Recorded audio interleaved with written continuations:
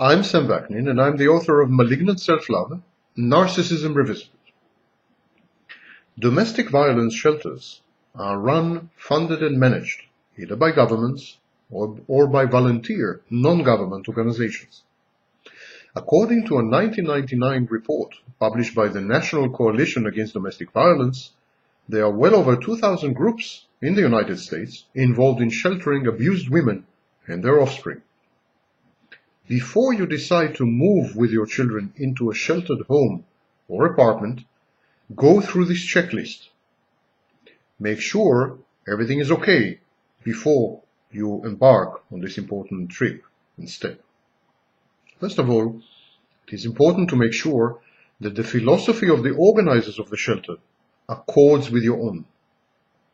Some shelters, for instance, are run by feminist movements and strongly emphasize self-organization, cooperation, and empowerment through decision-making.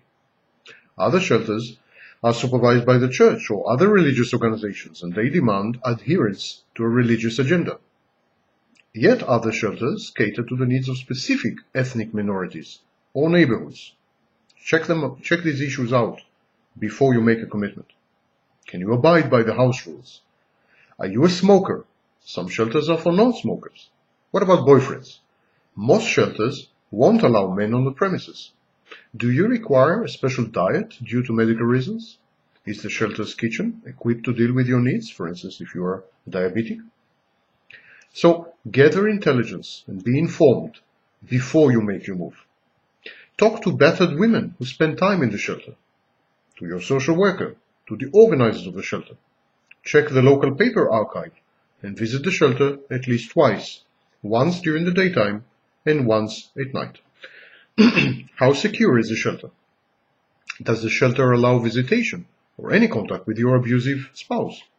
Does the shelter have its own security personnel? How well is the shelter acquainted with domestic violence laws, and how closely is it collaborating with courts, psychological evaluators, and law enforcement agencies? Is recidivism among abusers tracked and discouraged? Does the shelter have a good reputation? You wouldn't want to live in a shelter that is shunned by the police and the judicial system, for instance.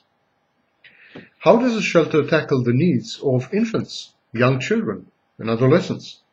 What are the services and amenities the shelter provides? What things should you bring with you when you make your exit? And what can you count on the shelter to provide? What should you pay for? What is free of charge? How well staffed is the shelter? Is the shelter well organized? Are the intake forms of the shelter anonymous? How accessible is the shelter to public transport, to schooling, and to other community services? Does the shelter have a better prevention or an intervention program? Does it have a workshop or a women's support group? In other words, does the shelter provide counseling for abusers as well as ongoing succor for their victims? Are the programs run only by volunteers, laymen, peers? Are professionals involved in any of the activities in the shelter? And if so, in what capacity? Are they consultants? Are they supervisors? Does the shelter provide counseling for children, group and individual treatment modalities, education and play therapy services, or only management services? Is the shelter associated with outpatient services such as vocational counseling and job training, outreach to high schools and the community, court advocacy, and mental health services or referrals? Most important, don't forget that shelters are temporary solutions. They are transit areas, and you are fully expected to move on. Not everyone is accepted.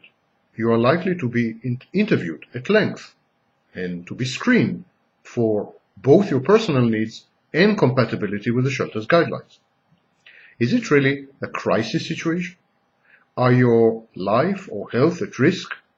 Or are you merely looking to get away from it all? Even then, after such an intrusive interview, expect to be placed on a waiting list. Shelters are not vacation spots. They are in the serious business of defending the vulnerable.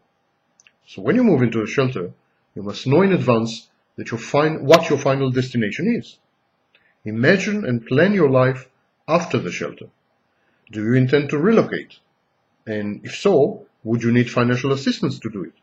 What about the children's education? Their friends? Can you find a job?